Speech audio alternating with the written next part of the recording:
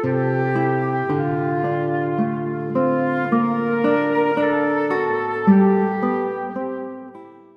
sejahtera saudara-saudara, kembali lagi di dalam program Renungan Harian pada hari ini bersama saya Diki. Ayat bacaan kita pada hari ini diambil dari Matius 25 ayat 24 sampai 30 yang berbunyi seperti demikian.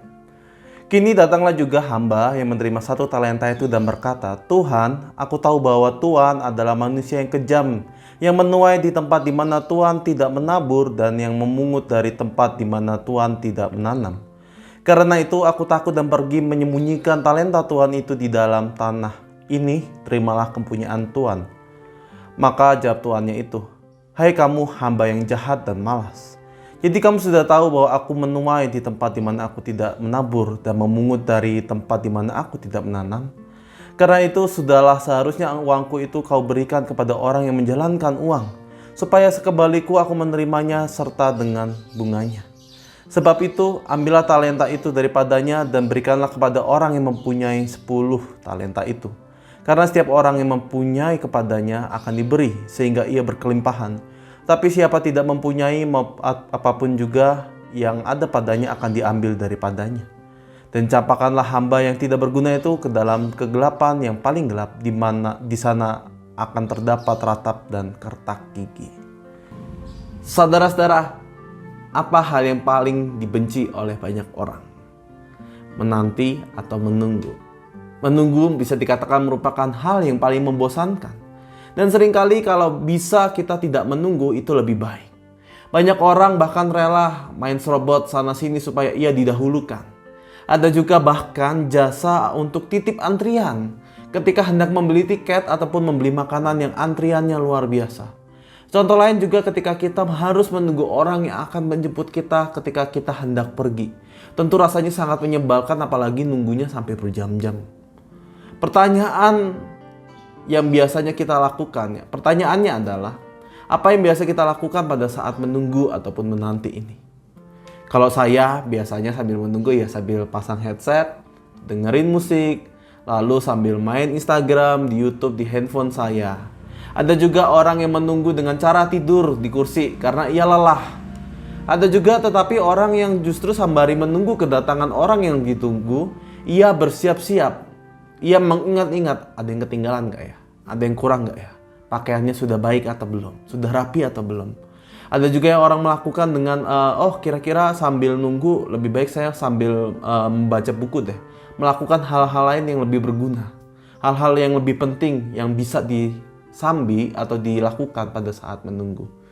Sikap pada saat menanti ini menjadi pembahasan utama kita. Kita bersama-sama belajar dari kisah tentang perumpamaan talenta yang sudah sering kali kita dengar. Di awal ayat ini dikatakan kerajaan surga layaknya seorang tuan yang pergi. Layaknya seorang hamba juga yang menantikan tuannya kembali. Ia tidak tahu kapan tuannya akan kembali, tapi ia tahu persis bahwa tuannya pasti akan kembali.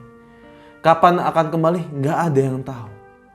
Menariknya jika kita melihat hamba pertama dan kedua yang tidak kita baca, mereka melakukan apa yang tidak diperintahkan oleh tuannya sama sekali. Mereka hanya berfokus melakukan apa yang bisa dilakukan, melakukan yang terbaik bagi tuannya, dan sang tuan pun merasa bahagia. Tetapi apa yang dilakukan oleh kedua hamba ini menunjukkan bagaimana ia begitu sangat perhatian terhadap tuannya. Ia mengusahakan apa yang dipercayakan, memanfaatkan waktu sembari menunggu dengan melakukan hal-hal yang baik. Apa yang dilakukan oleh kedua hamba ini tentu sangat menyenangkan hati tuannya. Sedangkan berbeda dengan hamba yang ketiga. Hamba yang ketiga ini benar-benar tidak melakukan apa-apa dan menyimpan harta yang dimiliki oleh tuannya. Bahkan parahnya nyindir lagi, nyindir tuannya. Engkau mengambil di mana engkau tidak bekerja dan sebagainya. Pertanyaannya adalah apakah yang dilakukan oleh hamba ketiga ini salah? Ketika ia hanya menanam talenta itu, apakah itu tindakan yang salah? Tentu tidak. Nggak ada yang salah. Tuannya juga nggak nyuruh kok. Tapi jika pertanyaannya diubah, mana yang lebih menyenangkan? Tindakan hamba pertama dan kedua atau tindakan hamba ketiga? Tentu tindakan hamba pertama dan yang kedua. Apa yang dilakukan oleh kedua hamba pertama ini tentu menyenangkan bagi tuannya. Dari kisah ini kita belajar bagaimana di dalam masa penantian Advent ini kita juga diajak untuk menanti. Bukan menunggu secara pasif layaknya seorang hamba ketiga. Ya udah, talentanya saya kubur aja. Saya nggak mau melakukan, saya hanya cuma pengen nunggu aja. Gitu. Tetapi kita diajak untuk menunggu secara aktif. Sembari kita terus mempersiapkan diri lebih baik. Sembari kita menanti, kita melakukan hal-hal yang menyenangkan hati Tuhan.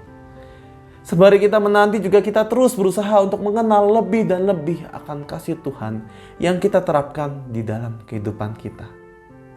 Marilah kita bersama-sama menanti dengan aktif. Menanti dengan aktif kedatangan Tuhan dengan cara memuliakan namanya. Melalui apa? Tindakan kita. Melalui apa? Pertobatan. Melalui apa? Puji-pujian akan ungkapan syukur keselamatan yang telah Tuhan beri. Amin.